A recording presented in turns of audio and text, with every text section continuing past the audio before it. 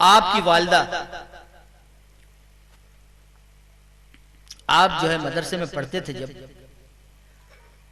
तो आपकी वालिदा ने आपके यकीन को पुख्ता करने के लिए ये तरीका निकाला कि मैं अपने बच्चे के ईमान और यकीन को मजबूत करूं, तो इसलिए मुझे ये करना चाहिए कि मैं बच्चे को कोई ऐसे अमली तौर पर कोई चीज़ उसके सामने लाऊं जिससे उसका ईमान और यकीन पुख्ता हो। लिहाजा जब वो घर आए मदरसे से तो उन्होंने कहा कि अम्मी मुझे भूख लग रही है, खाना दीजिए। तो आपने कहा कि, उनकी वालिदा ने कहा कि बेटा खाना कौन देता है, खाना हमारे पास नहीं है, खाना अल्लाह से मांगो, अल्लाह देगा। कहा कि अम्मी अल्लाह से कैसे मांगते हैं? कहा बेटा मुसल्ला बिछा लो, इस पर बैठो और अल्लाह से दुआ मांगो कि अल्लाह ताला मुझे खाना दे दे। अब उन्होंने वो खाने को छुपा दिया एक जगह पर और बच्चे को बिठा दिया दुआ करने के लिए अल्लाह ताला से। अब बच्चा मासूम हाथों को अल्लाह की बारगाह में उठाए हुए दुआ कर रहा है कि परवरदिगार आलम तू मुझे खाना दे दे, मुझे भूख लगी है। अब जब दुआ कर ली तो बच्चे ने कहा कि अम्मी मैंने दुआ कर ली। तो कहा कि बेटा अल्लाह ताला ने तुम्हारा खाना यहीं कहीं आसपास रख दिया होगा, ढूंढ लो, मिल जाएगा। अब बच्चे ने इधर उधर तलाश किया तो एक जगह उसको उसका खाना मिल गया। अब रोजाना यही मामूल शुरू हो गया।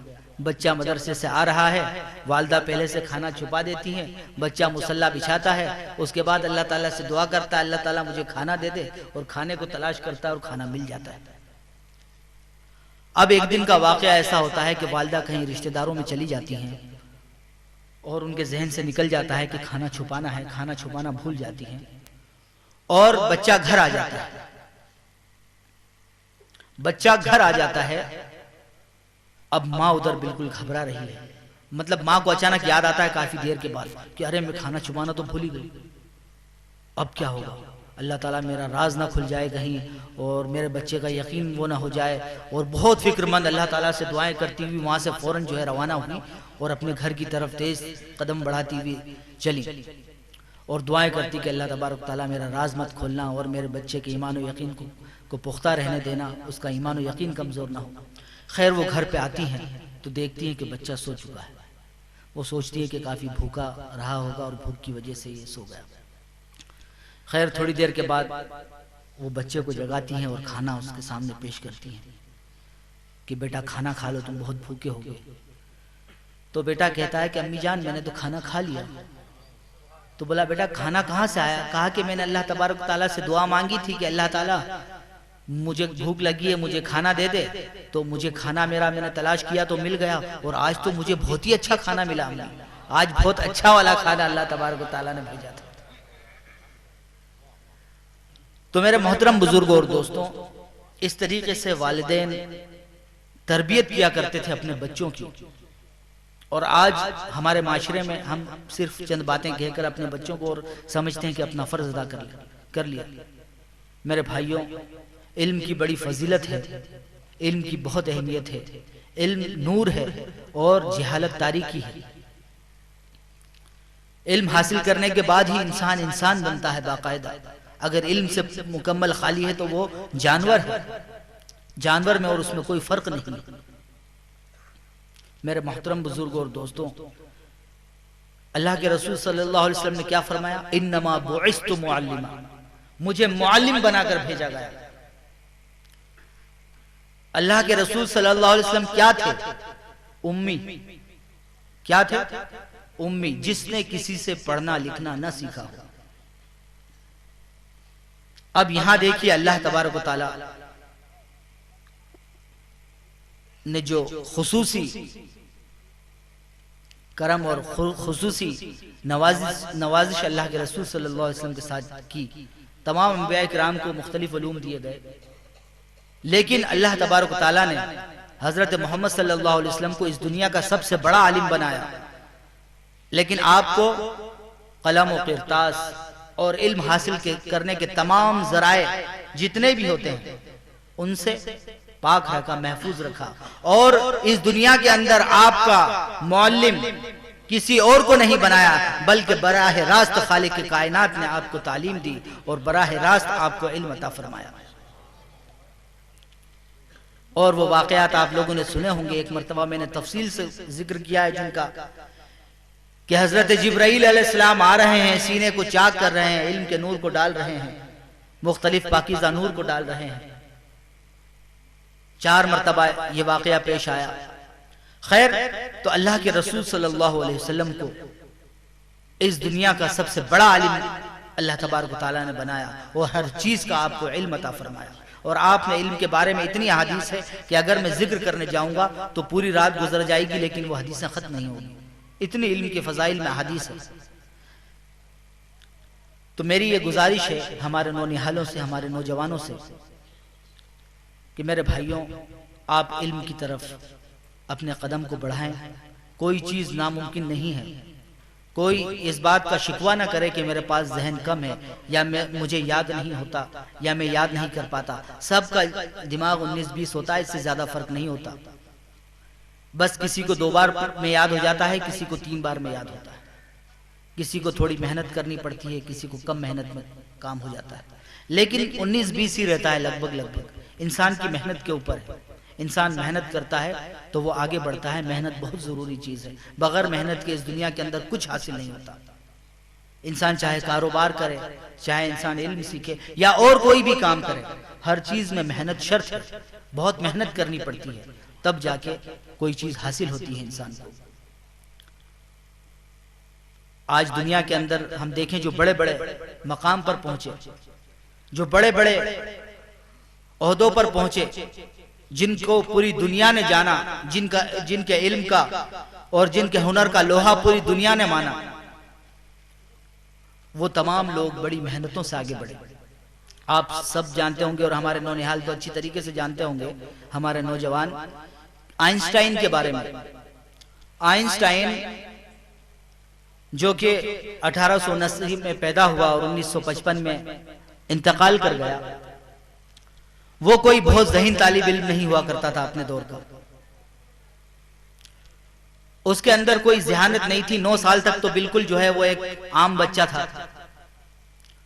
और एक जमाना ऐसा आया था कि उसको उस क्लास से निकाल दिया गया था, क्योंकि उसकी बेतवज्जोही की तरफ वजह से, तालीम की तरफ बेतवज्जोही की वजह से दूसरे तालिब इल्मों पर बुरा असर पड़ रहा था। इस वजह से उसके असातिज़ा ने, उसके टीचर्स ने उसको स्कूल से निकाल दिया था। और यहां तक कि उसके एक टीचर ने लिखा है, अल्बर्ट वाज लेजी डॉग। वो एक सुस्त कुत्ता था, यानी सुस्त इंसान था, उसके एक टीचर ने लिखा है।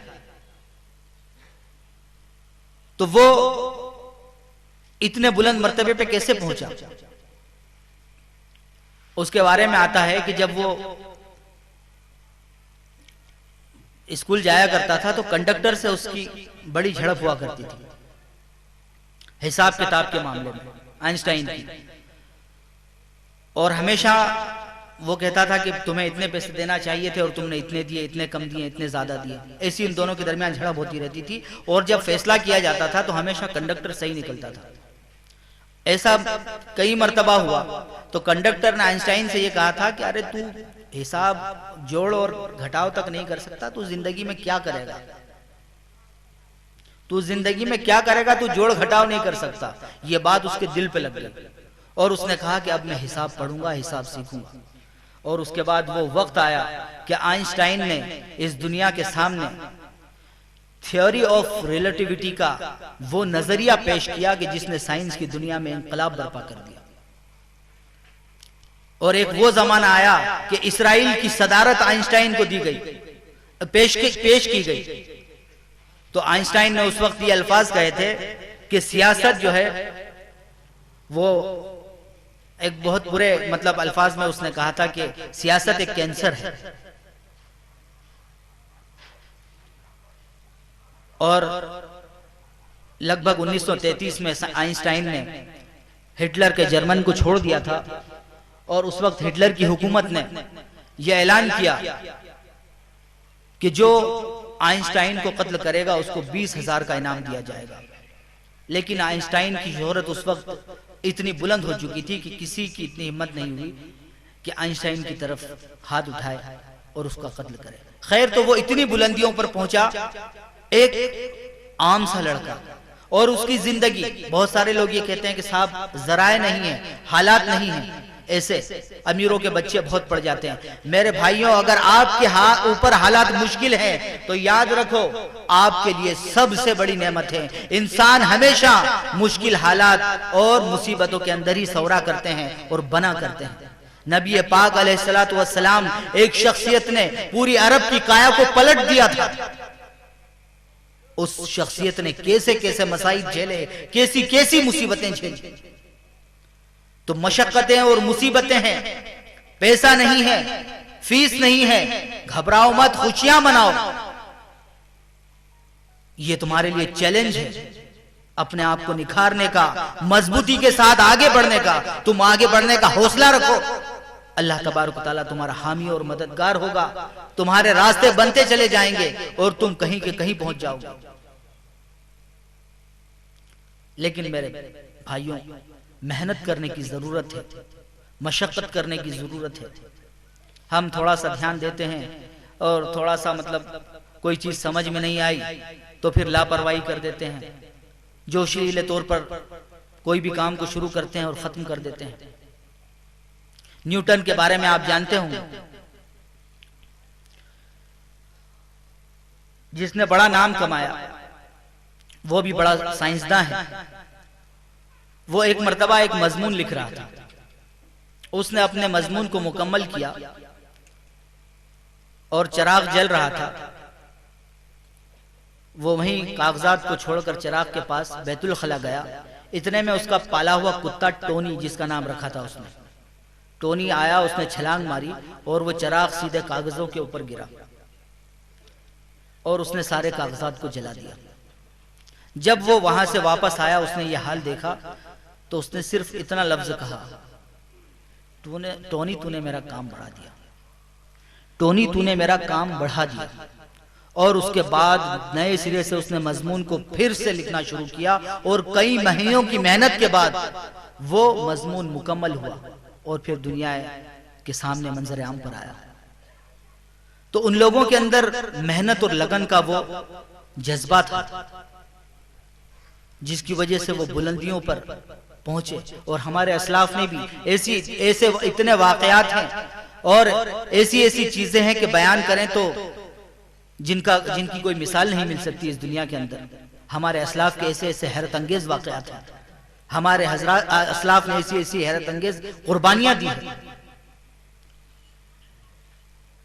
तो मेरी यही इल्तिजा है आप तमाम हजरात से और खास तौर से हमारे नौजवानों से कि अपने वक्त की अहमियत को समझें, अपने वक्त की अहमियत को जानें, मोबाइलों के अंदर और फालतू मसरूफियात के अंदर अपने वक्त को ज़ाय ना करें, ज़्यादा से ज़्यादा इल्म हासिल करने में अपने वक्त को लगाएं।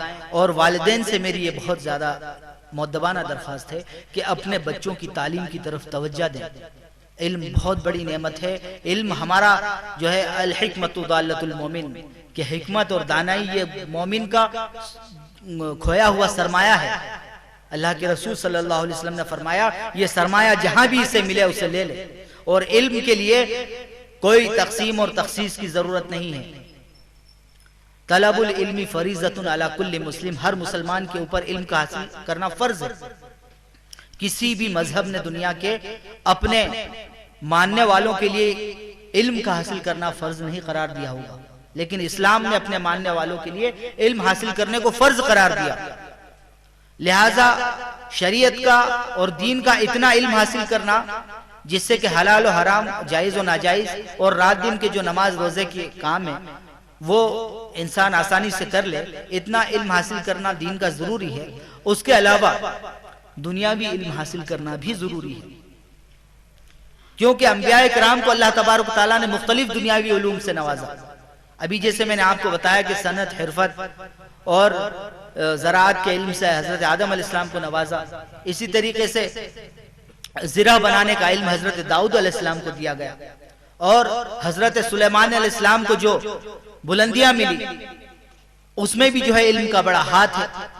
हजरत सुलेमान अलैहिस्सलाम का वाक़या आपने सुना होगा। मुझे लगता है वक्त ज्यादा हो रहा है, बात को अपनी खत्म कर देना चाहिए। कितना वक्त हो गया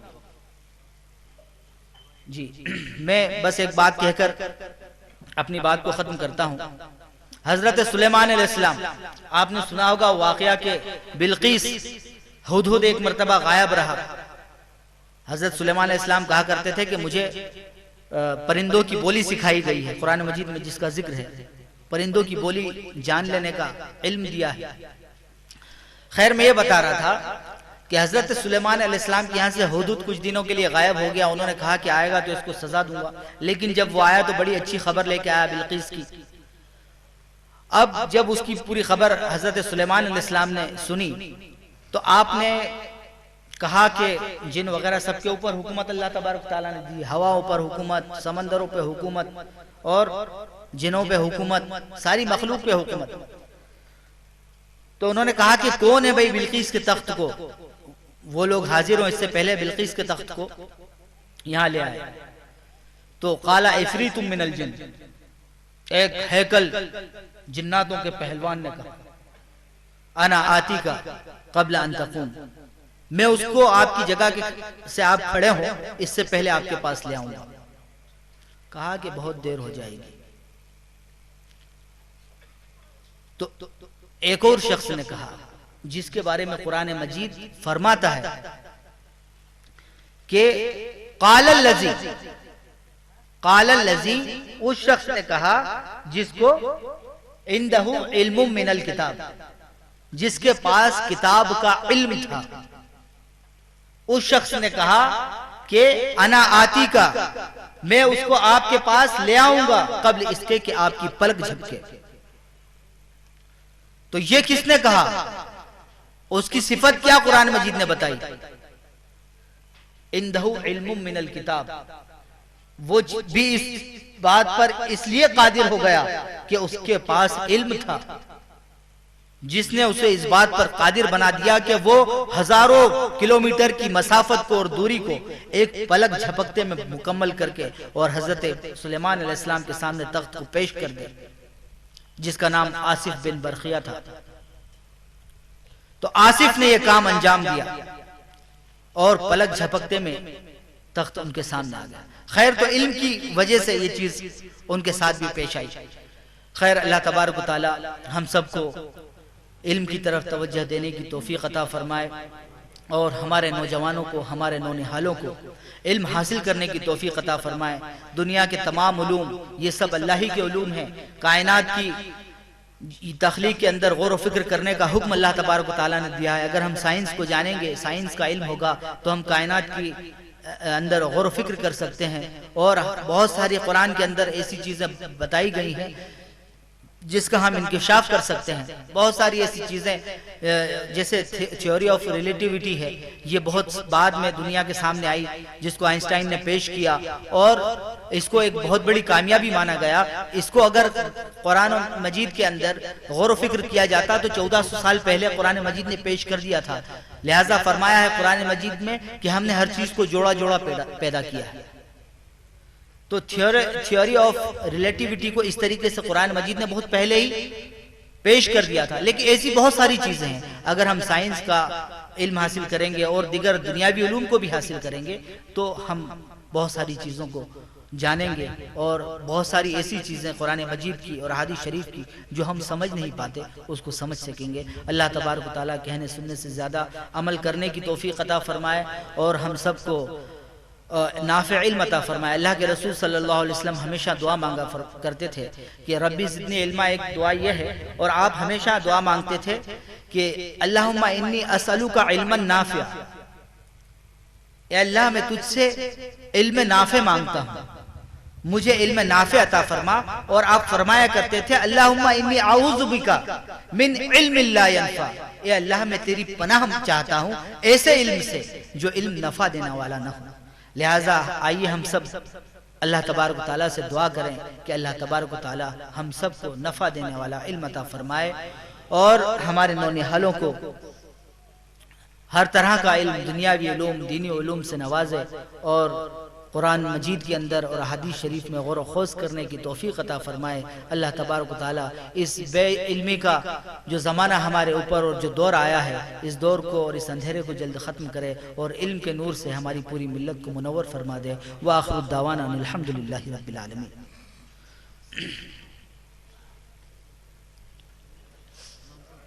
जी जी ठीक है।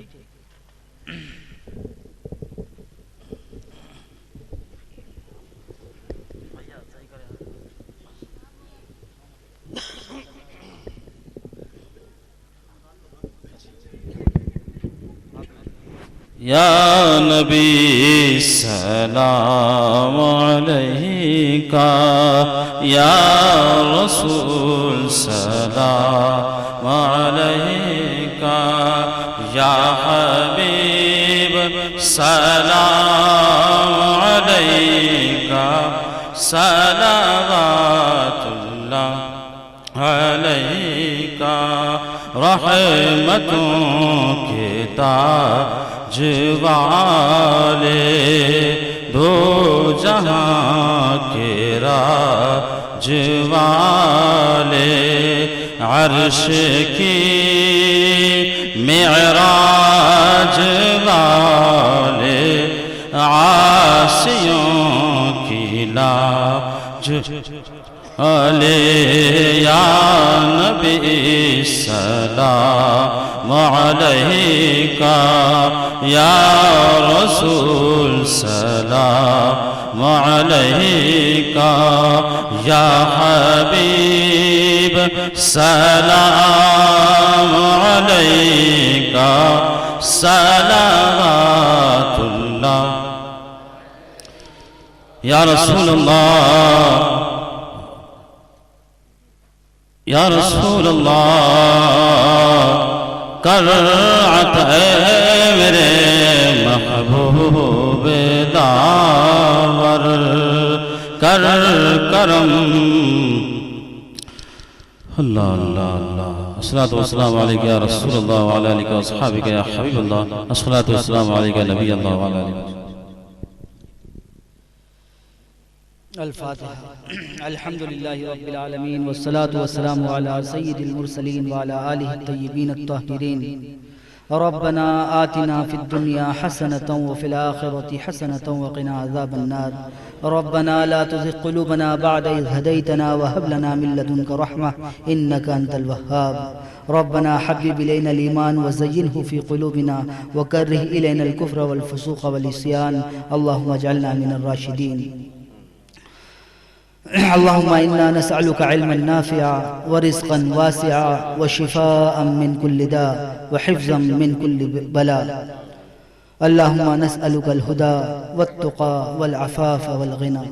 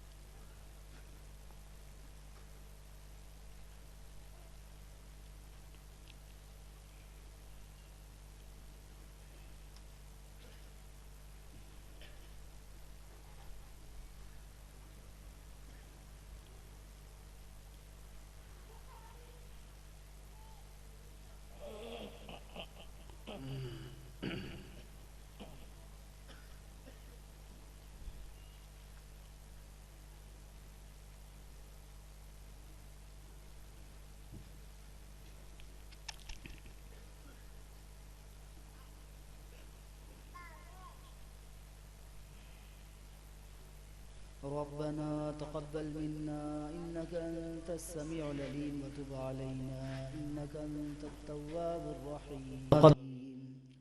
इन्नल्लाहा व मलाइकतहु युसल्लूना अलन नबी या अय्युहल्लज़ीना आमनू सल्लु अलैहि व सल्लिमू तस्लीमा। अल्लाहुम्मा सल्लि अला सय्यिदिना नबीना व अला आलि सय्यिदिना नबीना मौलाना मुहम्मदिन व बारिक वसल्लिम। सुब्हान रब्बिका रब्बिल इज्जति अम्मा यसिफून व सलामुन अलल मुरसलीन वल्हम्दुलिल्लाहि रब्बिल आलमीन बिरहमतिका या अरहमर राहिमीन।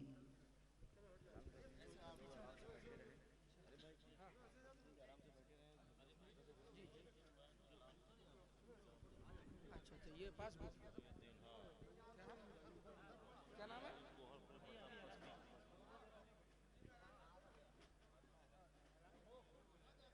भाई किसी साहब का ये बैंक का पासबुक खो गया हो तो यहाँ से हासिल कर सकते हैं, है ना।